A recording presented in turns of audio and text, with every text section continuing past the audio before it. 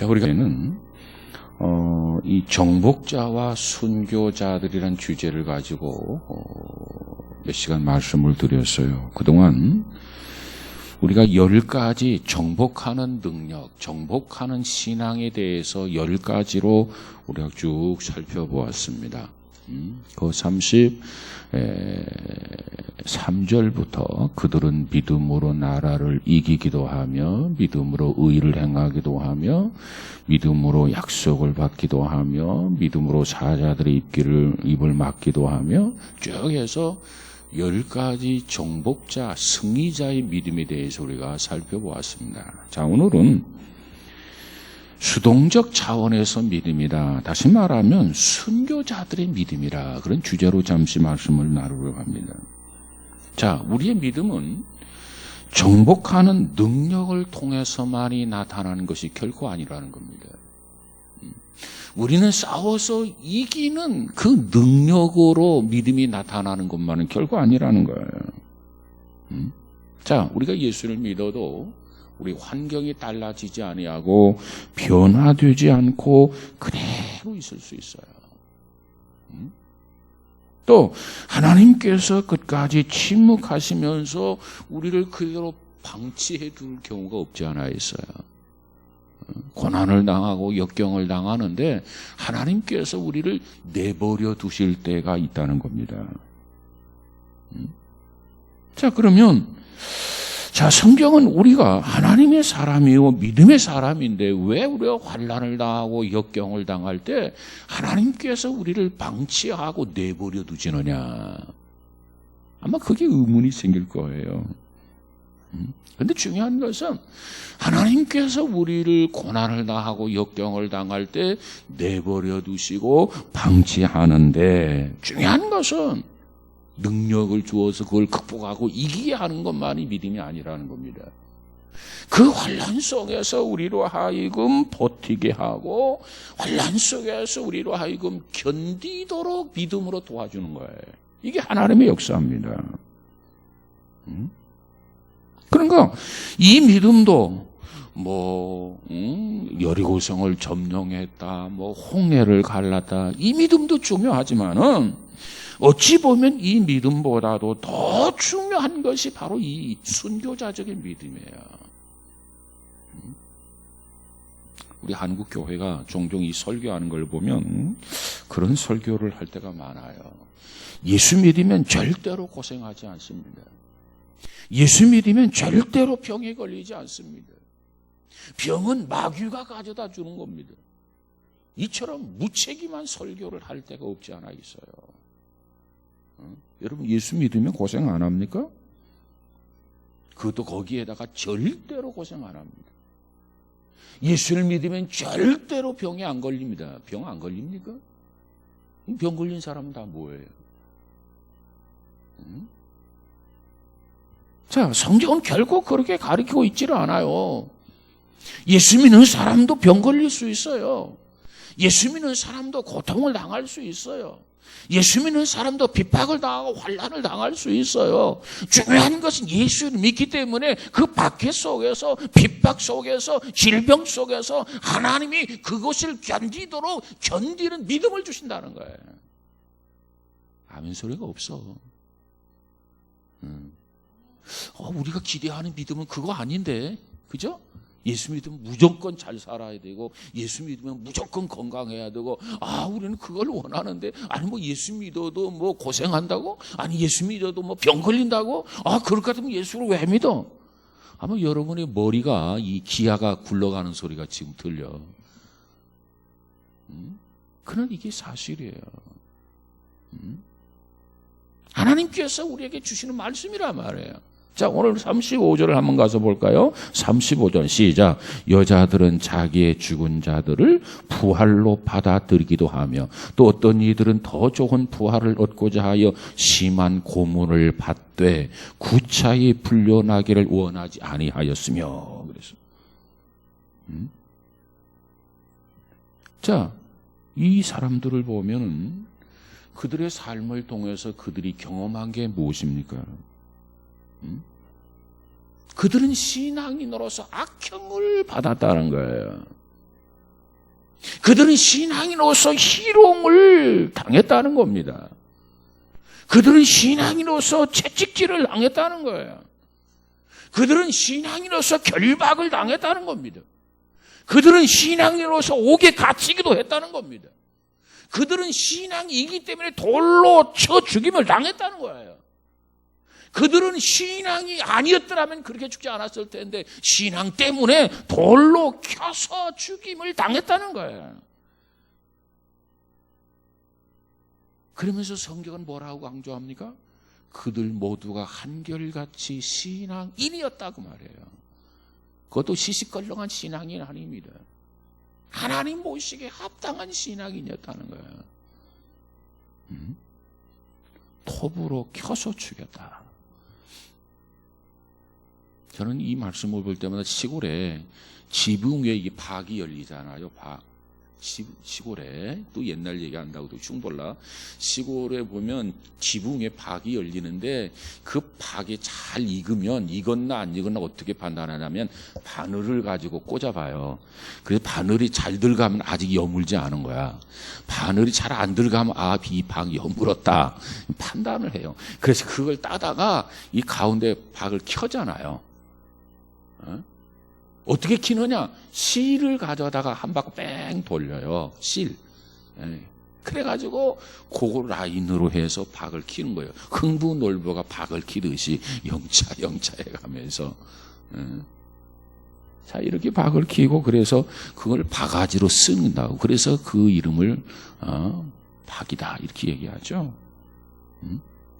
신앙인이기 때문에 톱으로 박을 키듯이 켜서 죽인 거예요, 사람들을. 그들이 불신자이기 때문에 이런 고난을 당했다? 그러면 예수 믿으면 고생 안 한다고 이렇게 말할 수 있어요. 그런데 그들은 누구보다도 온전한 신앙인이었어.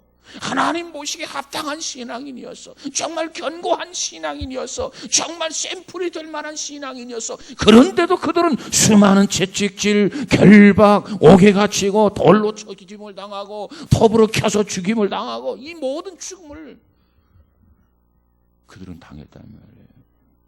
왜? 믿는데도 그 어려움을 당했어요. 믿는데도 이 고난을 당했어요. 그런데 왜 하나님을 믿으면 고난이 없다고 말하느냐 그 말이에요. 그건 이단들이나 하는 소리예요. 성경은 그렇게 말하고 있지 않습니다. 자, 성경은 신자나 불신자나 어려움을 당한다는 거예요. 신자도 환난이 있고 불신자도 환난이 있다는 겁니다. 신자에게도 질병이 있고 불신자도 질병이 있다는 거예요. 성경은 그걸 말하고 있는 거예요. 그러나 신자에게는 그것을 견디고 그것을 극복할 수 있는 하나님의 도우심이 있다는 거예요. 그러니까 외롭지 않는 거예요. 우겨싸임을 당해도 낙심하지 않는 겁니다. 왜? 하나님이 내 편이시고 하나님이 날 도와주시고 하나님이 우리를 후원해 주시기 때문에 결코 좌절하거나 절망하거나 자포자기 하지 않는 거예요. 그런데 불신자들은 누가 있습니까? 아무도 없어요. 그렇기 때문에 우리 신앙인들이 꼭 이거 조심해야 돼요. 안무개가 무슨 병에 걸렸대? 그러면 저 사람 죄값이지 뭐. 아무 대책 없이 무책임하게 죄값이래. 죄 짓는 거 자기가 봤어? 지가 하나님이야? 그럼 다니엘이 죄값이었어? 에스겔이 죄값이었어? 이사야가 죄값이었어? 얼마나 무책임한지 몰라요. 솔직히 말하면 무식한 사람이야. 무식한 사람. 자기 일이 아니라고 남을 쉽게 정죄하면 안 돼요. 자기 일이 아니라고 남을 쉽게 판단하면 안 됩니다. 믿음이라고 하는 것은 우리의 삶 속에 기적을 연출을 시키기도 하지만은 믿음이라고 하는 것은 숨 막힐 듯한 상황 속에서 고통 속에서 견디게 하고 극복해 하고 그것을 자연스럽게 받아들이도록 능력을 주시는 게 믿음이에요. 불신자들은 내가 왜 이 병이 걸려야 되나? 그래서 그걸 받아들이지 못하고 막 이를 부득부득 깔고 하지만은 예수 믿는 사람들은 하나님의 뜻이라면 그것도 받아들일 수 있는 거, 이게 바로 뭐냐? 이것이 믿음의 능력이라는 거예요. 꼭 병이 나야만 믿음의 능력이 아니고.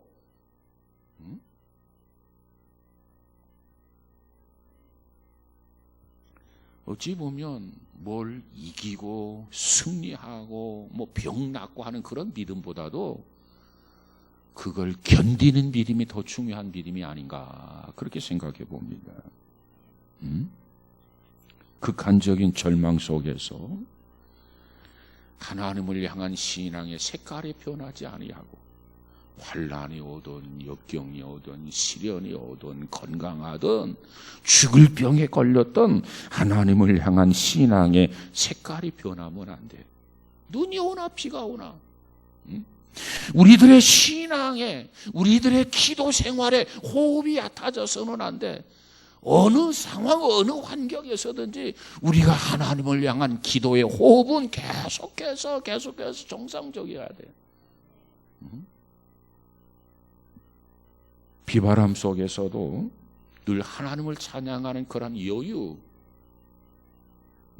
어떤 생명의 위협 속에서도 하나님을 바라보면서 신뢰할 수 있는 그 믿음, 그게 믿음이라는 거예요. 그게 믿음. 병자가 나으면 믿음이 있는 거고 병자가 안 나으면 믿음이 없다? 그런 거짓말이 어디 있어요? 그런 사기가 어디냐 말이에요.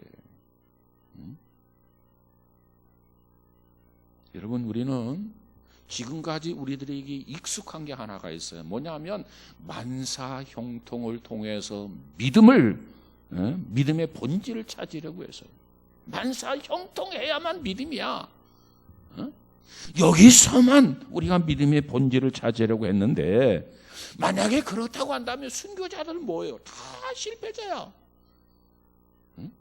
여러분, 순교하는 게 만사 형통입니까? 만사 불통이지. 그 시각으로 보면 순교자들은 다 불행한 사람이야. 다 실패자야. 다 버림받은 사람이야. 성경 어디에도 그런 말을 한 적이 없어요.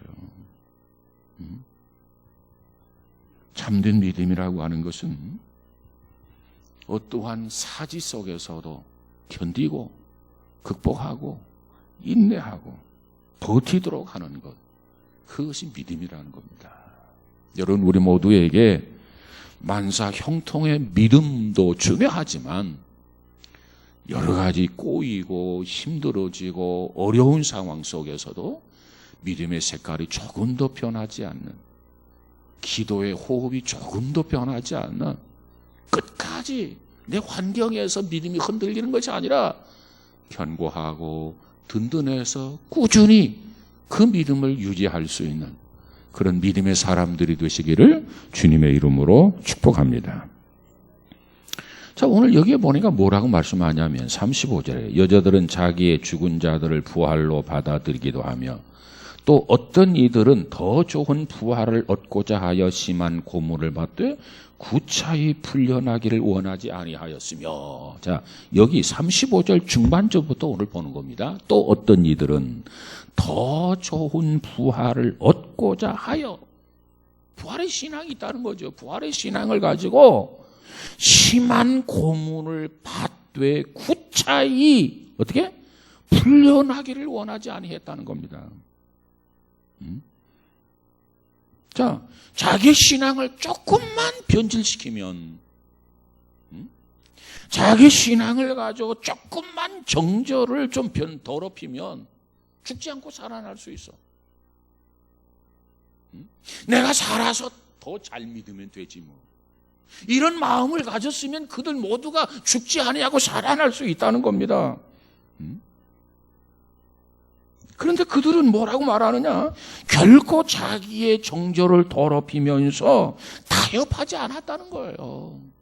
비굴하게 타협하고 양보하고 정절을 더럽히고 지조가 흔들리고 그래서 살아가는 방법을 선택하는 것이 아니라 그 지조를 지키면서 정절을 지키면서 죽음을 선택했다는 거예요. 이게 뭐냐? 이게 진짜 믿음이라는 거예요. 진짜 믿음.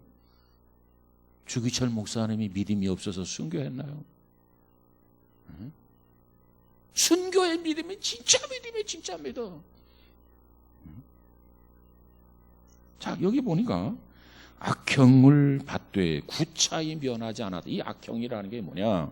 이 악형이라고 하는 걸 보니까 툰바노의 형벌로서 사람들을 어깨로부터 다리까지 두 조각으로 나누는 다음에 가슴을 치는데 무엇을 치냐면 북을 치듯이 가슴을 치면서 비참하게 죽이는데 2번 죽이는 걸 말하는 거예요.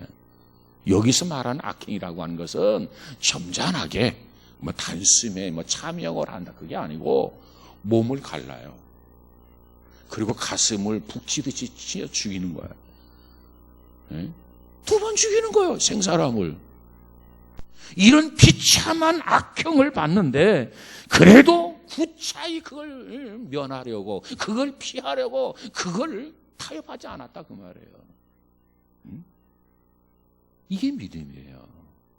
믿음은 이런 능력을 주신단 말이에요. 구차하게 양보할 수 있죠. 타협할 수 있죠. 근데 그렇게 하지 않았다는 거예요. 그들은 모두가 다 믿음으로 환난을 이겨냈다는 거죠. 저와 여러분에게 정말 이 믿음이 있었으면 좋겠어요. 믿음으로 이 어려움, 이 환난, 이 역경을 이겨내는 우리 모두가 되어지기를 주의 이름으로 축복합니다.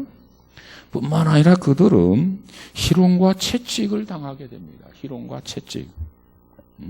자, 다윗이라고 하는 사람을 보세요. 한 나라의 왕입니다. 근데 일개 시문이라고 하는 사람이 왕을 향해서 저주를 하고 희롱을 다해요.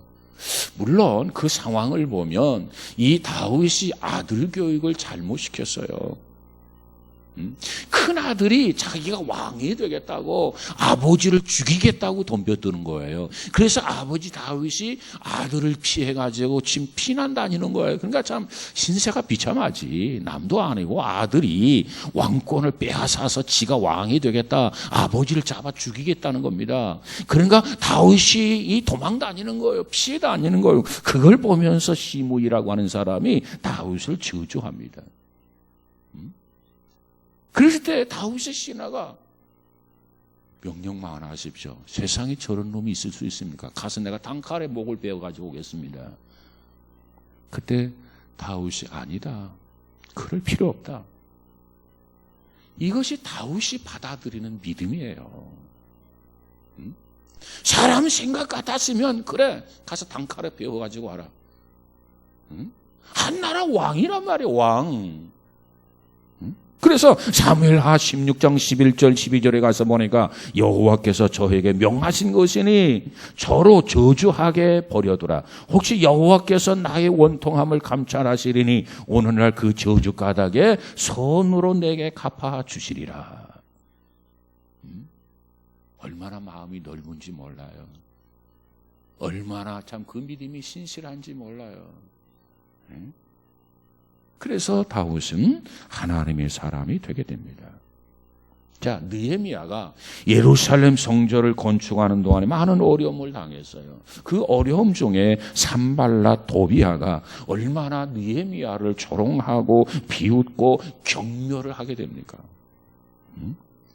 그런데 이 예레미야는 하나님의 성전을 지으면서도 그 비웃음, 그 희롱, 그 경멸을 당하면서도 그 예레미야는 끝까지 견디고 끝까지 버텨나가는 거예요.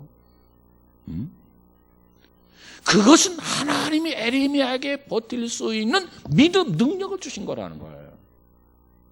그래서 예레미야가 버틸 수 있었다는 거예요. 정말 우리는 하나님 앞에 믿음을 가지고 이와 같은 능력을 공급받아서 때로는 억울하고 정말 복장 터지고 정말 속상하고 우락통이 그냥 터질 것 같지만은 그것조차도 참고 견딜 수 있는 그 능력, 믿음으로 말미암아 그 은혜가 있어지기를 주님의 이름으로 축복합니다. 자, 결박을 당해서 줄과 사슬에 꽁꽁 묶이기도 했다 그랬어요. 하나님의 사람들이 뭘 잘못했다고 줄과 사슬에 꽁꽁 묶여야만 합니까? 그런데 그들은 그러면서도 끝까지 믿음을 지켜요. 옥에 갇히면서도 믿음을 지키고. 사가랴 선지자가 우상 숭배를 경계하다가 돌로 쳐 죽임을 당하게 되죠. 그런데도 그 돌로 쳐 죽임을 당하는데 피가 낭자하고 비참하게 죽죠. 그런데 그것조차도 믿음으로 견뎌내는 거예요. 그러니까 우리는 믿음을 어떤 외적인 것만 생각하게 되는데 정말 실제적인 믿음은 외적인 것도 포함하지만 내적인 것은 무시할 수 없다는 거예요. 그걸 히브리서 기자가 지금 그걸 정리해 주고 있는 겁니다.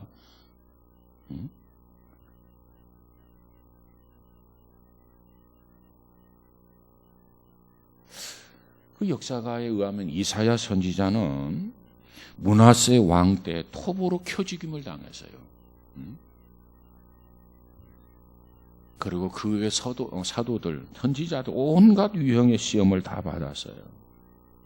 가난하기도 하고 모멸을 받기도 하고 심지어는 가죽을 벗겨서 죽임을 당하기도 하고 얼마나 비참한지 몰라요. 근데 중요한 것은 그럼에도 불구하고 믿음으로 승리했다는 겁니다. 견뎠다는 거예요. 여러분을 잡아가지고 목을 자른다. 여러분을 잡아가지고 톱으로 키워 죽인다. 여러분을 잡아가지고 무슨 양의 가죽을 벗기고 소의 양을 가죽 벗기듯이 사람 너의 가죽을 벗기겠다. 그러면서 다가온다면 정말 여러분은 어떻게 받아들이겠어요? 그럼에도 불구하고 믿음으로 그것을 견디고 승리했다라고 하는 것이 오늘 히브리서 기자가 강조하고 있는 내용입니다. 여러분, 우리에게도 이와 같은 믿음이 있어서 어떠한 상황에서든지 버티고 나가는 이길 수 있는 그런 성도가 되시기를 주님의 이름으로 축복합니다. 사도 바울의 경우를 한번 생각해 봅시다. 사도 바울에게는 자기 자신 육체를 찌르는 가시가 있었다고 그랬어요. 가시. 자, 그런데 문제는 바울이 많은 사람들을 위해서 기도를 했는데 기도해 주는 사람마다 병이 다 나아요. 얼마나 참 좋은 일입니까? 그런데 자신의 병은 못 고쳐. 다른 사람을 기도해서 병도 고쳐주고 자기도 기도해서 자기 몸도 건강하고 병 고침받고 그러면 얼마나 좋겠습니까? 근데 이 문제는 다른 사람 병은 기도해서 고쳐주는데 자기 병은 고치질 못해. 그러니까 주변의 사람들이 얼마나 바울을 조롱하고 비웃냐고 말해. 야야야, 어떻게 너는 다른 사람의 병은 고쳐주면서 네 병은 못 고치느냐 말이야. 너 가짜 아니야? 그래가지고 온갖 모멸을 하고 온갖 경멸을 다 합니다. 그러니까 그와 같은 무시, 그와 같은 경멸을 들으면서 이 바울이 얼마나 속상했겠어요. 그래서 하나님 앞에 작심하고 하나님 앞에 기도합니다. 하나님, 이게 무슨 망신입니까? 내가 다른 사람 병을 고치면서 어떻게 내 병은 이렇게 안고 살아야 됩니까? 내 병 고쳐주세요. 그래서 사람들에게 무시당하지 아니하고 조롱받게 아니하려고 멸시당하지 않게 해주세요. 이와 같이 이 바울이 하나님 앞에 결심하고 기도를 합니다. 몇 번 기도했느냐? 3번 기도했어요. 한 번 기도하고 하나님의 응답이 없어요. 2번 기도하고 하나님의 무응답이라. 3번째 기도했어요. 응답이 왔어요. 뭐라고 응답이 왔느냐? 내 은혜가 내게 족하도다. 내가 너에 더 이상 은혜 줄 게 없다, 그 말이에요. 내 은혜가 내게 족하도다. 자, 이 하나님의 응답을 통해서 바울은 여기서 2가지 하나님의 은혜를 발견하게 됩니다. 첫째, 나로 하여금 착오하지 않게 하려고 병을 안 고쳐주신다는 거예요. 자, 바울은 지식으로나 철학적으로나 모든 것이 완벽해. 이 바울에게 몸마저 건강하다면 누가 봐도 이 바울이 교만해질 수밖에 없어. 그래서 하나님께서 그에게 가시를 주고 그에게 병을 주고 그처럼 간절하게 3번씩이나 기도했는데도 치료하지 아니하고 내 은혜가 내가 족하도다 이렇게 응답할 수 있는 것은 너 교만하지 않게 하기 위해서, 너 자고하지 않게 하기 위해서 내가 너에게 이 병을 고쳐주지 않을 거야. 평생 너는 이 병을 가지고 살아야 돼. 이 병을 짊어지고 살아야 돼. 그 이유는 너가 이 병까지 나오면 너는 교만해질 수밖에 없어. 이게 첫 번째 은혜예요. 하나님이 나로 하여금 자고하지 않게 하시려고 정말 나를 생각해서, 정말 나를 사랑해서, 정말 나를 염려해서 병을 안 고쳐주시는구나. 이유는 나의 유익을 위해서. 어떤 유익? 자고하지 않게 하기 위해서. 내가 주의 일을 열심히 하고 헌신을 하는데 교만하고 자고하면 무슨 의미가 있겠어요? 바울이 첫 번째 깨달은 은혜가 바로 그겁니다.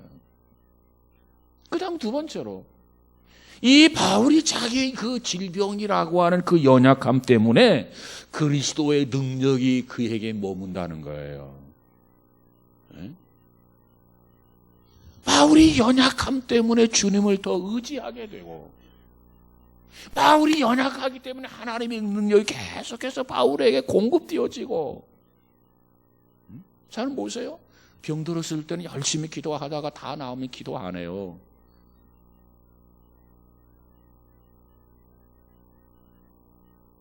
우리 깨어서 열심히 기도해야 돼. 병 들었을 때도 기도하고 병 안 들었을 때도 기도하고, 그래야 하나님이 고쳐주지. 병 들 때는 아쉬워가지고 기도하다가 병 다 낫고 기도하지 않을 것 같으면, 야, 너 기도 안 하려고?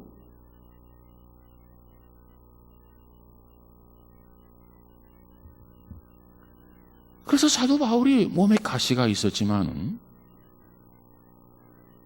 그처럼 바울이 연약했지만 하나님이 그에게 그때그때 필요에 따라서 능력을 공급해 주시고, 그래서 바울이 하고자 했던 일 가운데 하지 못한 일이 하나도 없었다는 거예요.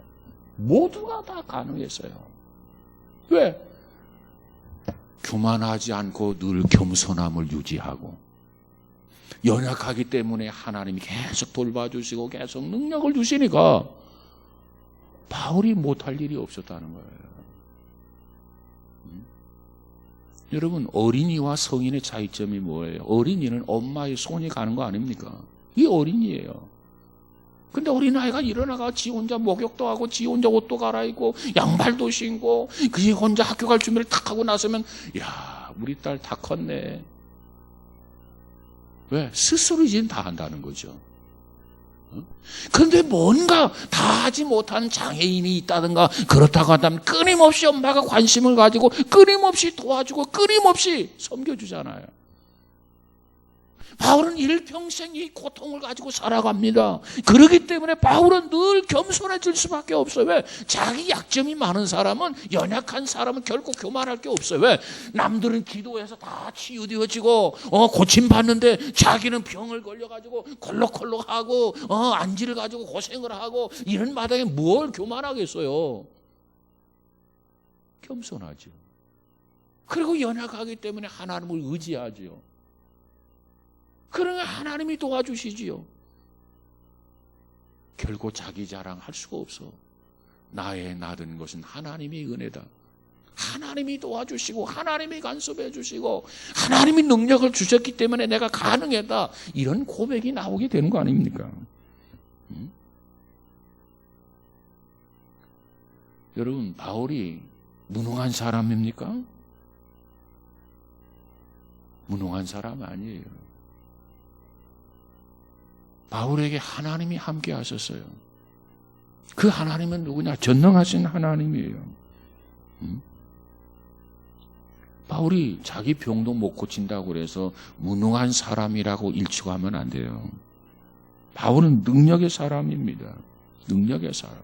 비록 병들었지만, 자기 병을 고치지 못했지만, 그러면 바울에게 있었던 그 능력은 출처가 어디냐? 하나님이에요. 하나님이 계속해서 그의 능력을 부어주니까 바울은 무엇이든지 다 가능한 거예요. 불가능한 것이 없어요. 이게 바울이란 말이에요. 여러분, 우리는 병 낫는 것만 믿음이고 기적이라고 생각하지 마시기 바랍니다. 병 안 낫는 것도 믿음이고 그것도 기적이에요. 문제는 하나님의 뜻이 어디 있느냐가 중요한 거예요. 어떤 자매가 암으로 고통을 당하고 있어요. 자, 암 선고를 받아서 오래 살지 못합니다. 죽습니다. 그러니까 이 자매가 이제 기도원을 쫓아다니는 거예요. 왜? 어디 좀 나을 수 없겠나? 근데 기도원을 쫓아다녔는데 좋은 결과가 없었어요. 계속 그 병이 깊어지기만 하고, 그래서 담임 목사님이 신방을 가게 됩니다. 목사님한테 미안한 마음이 들었어요. 목사님 죄송합니다. 제가 육신적으로 너무 연약했습니다. 그래서 어떻게 좀 병 좀 나아볼까 해가지고 기도원을 다 쫓아다녔습니다. 그런데 그것은 제 아이들 때문에 그러했습니다. 아이들 때문에, 어린 것들 때문에, 좀 더 살고 싶은 욕망 때문에 그럴 수밖에 없었습니다. 그러자 담임 목사님이 이렇게 위로했어요. 자매님의 입장이라면 누구인들 안 그러겠습니까? 어린 자식들을 놓고 죽어야 하는 이 암이라고 하는 사형 선고를 받고 누구인들 안 그러겠습니까? 왜 살고 싶지 않겠습니까? 그러면서 담임 목사님이 이렇게 이야기했다고 그래요. 자매님, 솔직하게 저는 자매님을 향한 하나님의 뜻이 어디 있는지 모르겠습니다. 병 낫는 것이 하나님의 뜻인지, 이걸 안고 그냥 견디면서 하나님의 뜻을 쫓아야 하는 건지, 하나님의 뜻이 어디 있는지 잘 모르겠습니다. 그러나 저는 자매님을 살려달라고 하나님 앞에 기도를 드리겠습니다. 왜? 하나님 뜻이 어디 있는지 모르니까. 살려주는 것만이 하나님의 뜻이라고 한다면 그것만을 위해서 기도해야 되겠지만, 정말 사는 것이 하나님의 뜻인지 아니하면 이 고난 속에서 그걸 안고 정말 죽어야 하는 것이 하나님의 뜻인지, 하나님의 뜻이 어딘지 잘 모르겠습니다. 그러나 자매님을 살려달라고 하나님 앞에 기도를 드리겠습니다.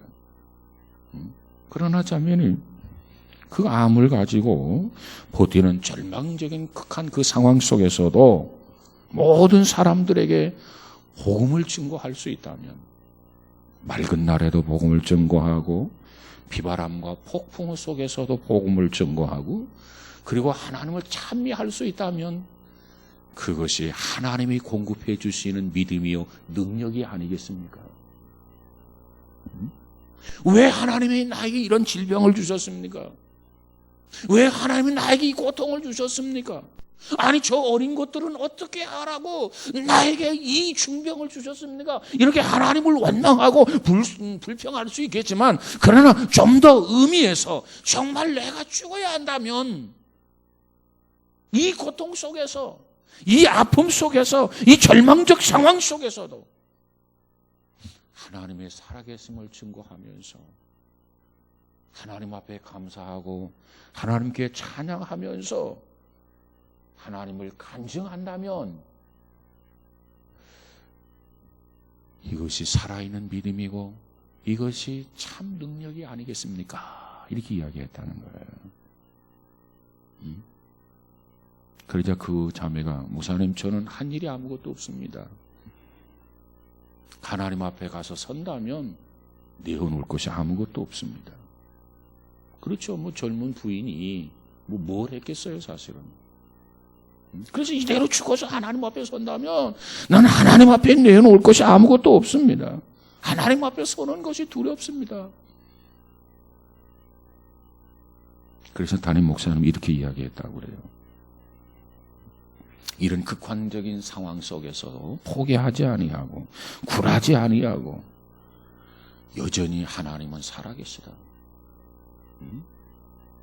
이 복음을 증거한다면 그것이 주님 앞에 섰을 때 가장 칭찬받을 요소가 아니겠습니까? 이 상황, 이 극한적 상황 속에서도 살아계신 하나님을 간증하십시오. 그렇다면 자매님은 결국 패배자가 아닙니다. 이렇게 그 자매를 향해서 위로했다는 겁니다. 그렇습니다. 죽음 앞에서도 내 믿음이 흔들리지 아니하고 주님을 간증할 수 있다면, 비바람 속에서도 절망하지 아니하고 하나님을 찬양할 수 있다면, 그것은 결코 패배가 아니라 승리라는 거예요. 자, 성경이 우리에게 그걸 말해주고 있어요.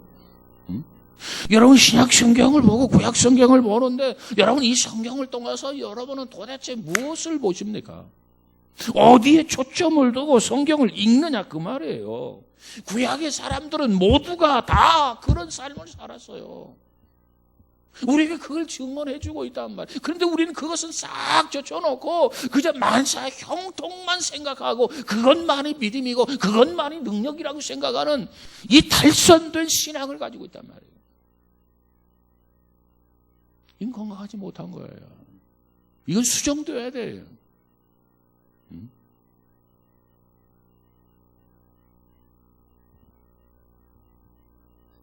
보세요. 십자가에 달리신 예수님을 향해서 많은 사람들이 이렇게 이야기를 합니다. 야, 네가 메시아냐? 그러면 네가 메시아라고 한다면 십자가에서 내려와 봐. 그리고 너 덕분에 나도 좀 살자.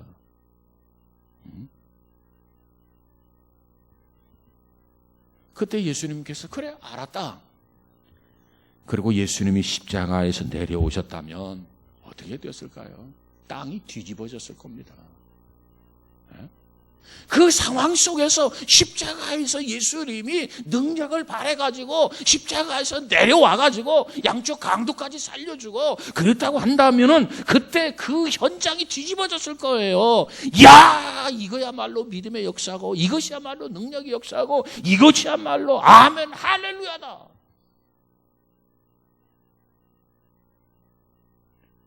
주님이야말로 위대하다고 말했을 겁니다. 그런데 어때요? 예수님이 십자가에서 내려오셨습니까? 안 내려왔어요.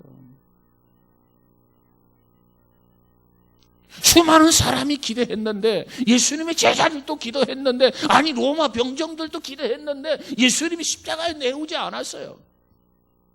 예수님이 십자가에 내려왔더라면 로마 병정도 이 일의 증인이고 많은 따르던 무리들도 이 일의 증인이었고 예수님의 제자들도 이 일의 증인이었을 겁니다. 왜? 십자가에 대해서 죽임을 당하는 줄 알았더니 야, 네가 메시아라면 내려와. 너 살고 너 덕분에 나도 좀 살자 했더니 예수님께서 지체하지 아니하고 십자가에서 내려오셨더라. 그리고 강도를 다 살려주더라. 이 일이 우리가 증인이다.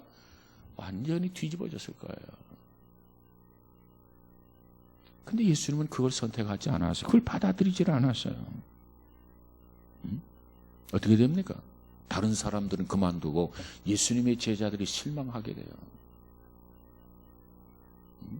제자들조차 실망하게 돼요. 3년 반 동안 훈련시키고 가르쳤던 그 양육을 받았던 제자들조차 실망을 했어요. 그리고 뿔뿔이 흩어지게 됩니다. 그런데 예수님을 한번 생각해 보세요. 자, 예수님은 어떤 생각을 가지고 있었냐? 아버지, 할 수만 있으면 이 잔을 내게서 지나가게 하옵소서. 그런데 내 뜻대로 마옵시고 아버지의 뜻대로 하옵소서. 그리고 십자가를 받아들입니다. 왜 그랬을까요? 그 십자가를 지는 것이 하나님의 뜻이고 십자가를 지는 것이 하나님께 영광인 것을 예수님이 아셨어요. 십자가에서 내려와서 사는 것이 하나님의 뜻이고 십자가에서 내려오는 것이 하나님께 영광이 아니라 그 사고가 뒤바뀌어져서 십자가에서 죽는 것이 하나님의 뜻이고 십자가에 죽는 것이 하나님께 영광인 것을 예수님이 아신 거예요. 내가 사람을 기쁘게 하랴 하나님을 기쁘게 하랴, 내가 너희들을 기쁘게 하랴 하나님을 기쁘게 하랴.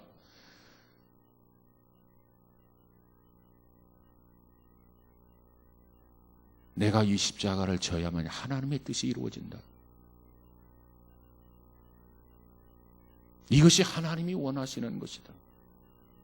내가 십자가를 져야만 많은 영혼들이 구원받게 된다.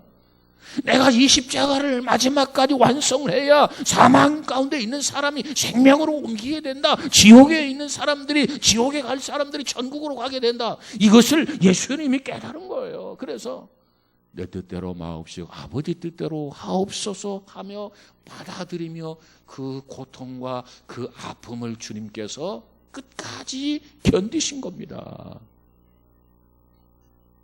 십자가 치론에 보면은 엘리 엘리 나마 사막다니, 나의 하나님이여 나의 하나님이 어찌하여 나를 버리셨나이까. 여러분도 여러분의 자녀를 버리지 못하는데 하나님은 한 분밖에 없는 그리스도를 우리 때문에 버리셨다고 말해요.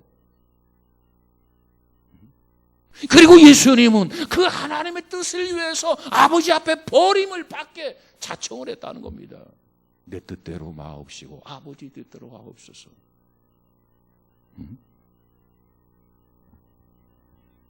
여러분, 우리의 삶에는 뜻이 있어요. 우리의 고난에도 역시 뜻이 있습니다. 우리가 그런 기도하지 않아요. 모든 것이 합력하여 선을 이룬다. 기도는 그렇게 하면서도 고난에는 하나님의 뜻이 있는 걸 부정을 해. 믿지를 않아. 받아들지를 않아. 좋은 일만 하나님의 뜻이 있다고 선별해서 받아들여요. 그건 잘못된 신앙이에요. 우리가 그 고난을 견디고 그 고난을 이겨내고 그 고난 속에 버티고 나갈 때 하나님께서 때로는 건져주기도 하시는 거예요. 여러분 보세요. 불못불을 7배나 뜨겁게 하고 그리고 거기에 넣어주겠다 그랬더니 뭐라고 말합니까? 결코 그럴 리 없습니다. 하나님께서 우리를 건져주실 것입니다. 서령 그리 아니하실지라도 우리는 결코 변질된 신앙 같지 않겠습니다. 타협하지 않겠습니다.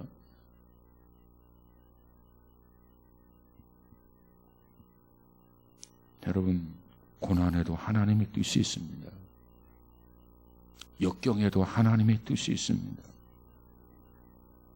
아무리 숨막히는 그런 환경이라 할지라도 그 속에도 하나님의 뜻이 있음을 깨닫고 잘 모르면 아버지 뜻대로 하옵소서.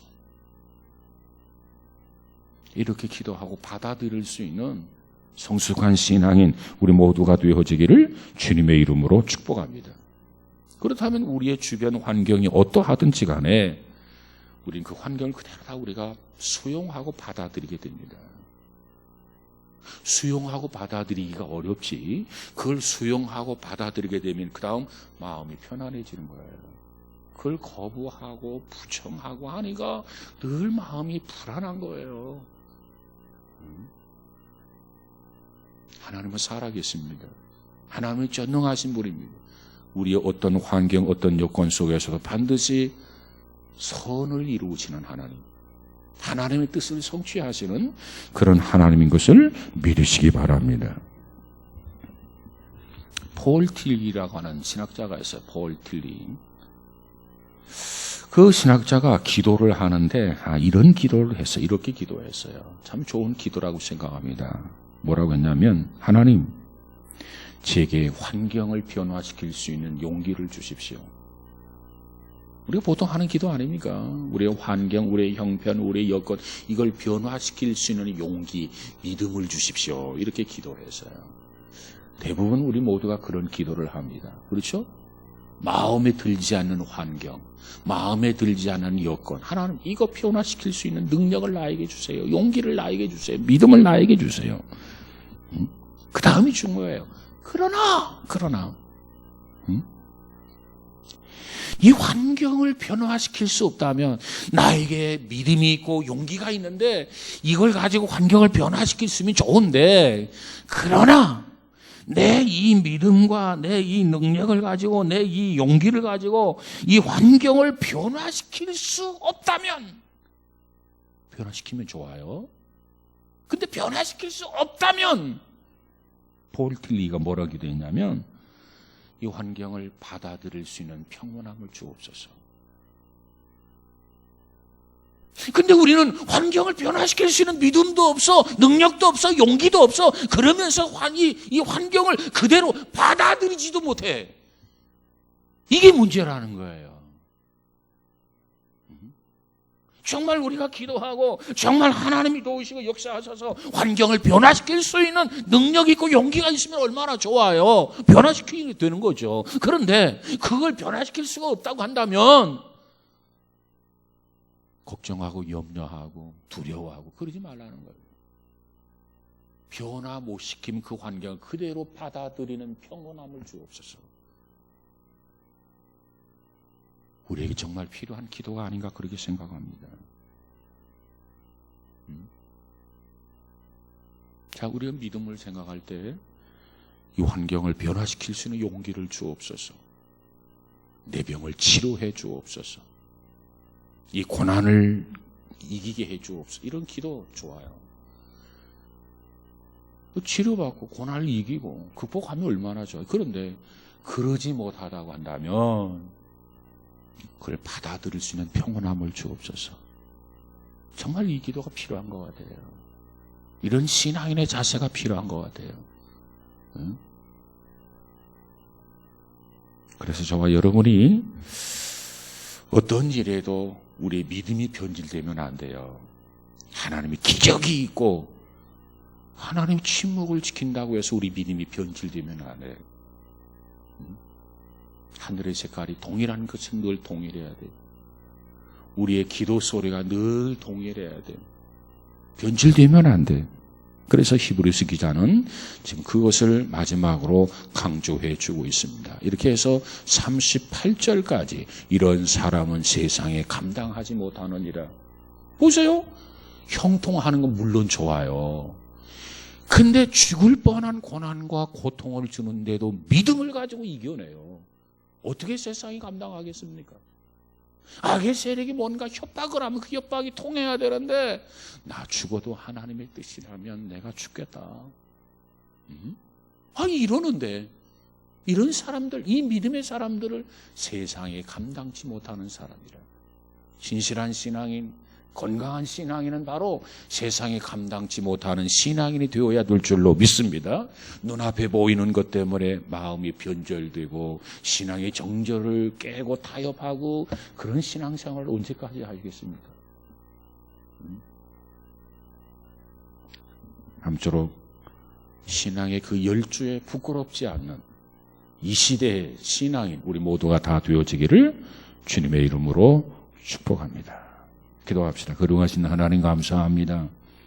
오늘 믿음에 대해서 기적을 경험하고 승리하고 이기는 것만이 믿음이 아니고 때로는 침묵을 지키시는 하나님의 마음을 이해하고 끝까지 버티고 끝까지 인내하고 하나님의 뜻이라면 어떤 결과든지 평온함으로 받아들이는 것, 이것이 참된 믿음의 사람인 것을 깨닫고 참된 믿음을 갖기로 기도하는 우리 모두가 되어지도록 축복해 주옵소서. 하나님, 이 밤에 주일 헌금을 드렸습니다. 1,000번째 헌금 김명숙 성도님 끊임없이 드렸습니다. 또 11조 헌금 드렸습니다. 드려진 물질에 두 손 들어 축복하시고 저가 기도하는 것마다 들으시고 응답해 주시고 또 해결해 주시고 모든 것이 하나님의 뜻 가운데 선을 이루어갈 수 있도록 우리 하나님 축복해 주옵소서. 우리 교회를 37년 동안 인도해 주신 거 감사합니다. 주님 오시는 그날까지 주께서 더욱 우리 재단을 사랑해 주시고 온 성도들을 더욱 사랑해 주시고 하나님의 뜻을 깨달아서 깊이 있는 신앙생활을 할 수 있는 우리 모두가 되어지게 하옵소서. 성령이여 도와주옵소서. 성령이여 깨달음도 주시옵소서. 그래서 우리의 신앙이 보다 더 모가나지 않는 성숙한 온전한 자가 되어지게 하옵소서. 예수님 이름으로 기도하옵나이다. 아멘. 아멘. 교회 소식 전해드리겠습니다. 화요일날 중보 기도가 있고요. 목요일날 커피 토스트 전도 있습니다. 금요일 심야 기도회는 교육원의 중고등부 기관 주관으로 있습니다. 9월 8일 날 둘째 주일은 창립 37주년으로 해서 임직식도 있습니다. 위에서 기도 많이 해주시기 바랍니다. 자, 우리 찬송하도록 합니다. 394장입니다.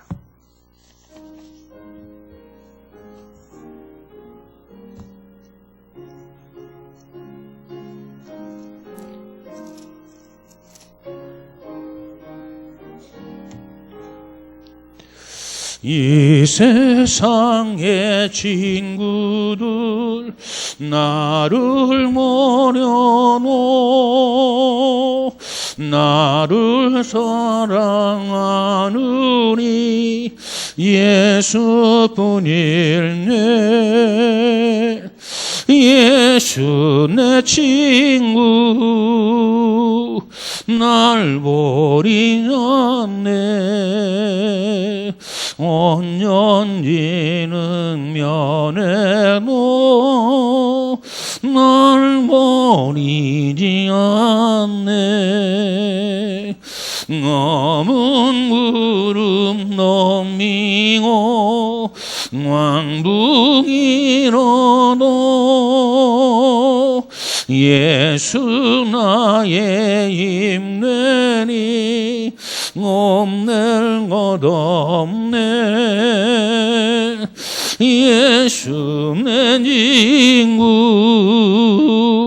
날 버리지 않네. 온년지는 면에도 날 버리지 않네. 외로운 일 당해도 낭심지 마라. 영원하신 주 능력 나를 붙드네.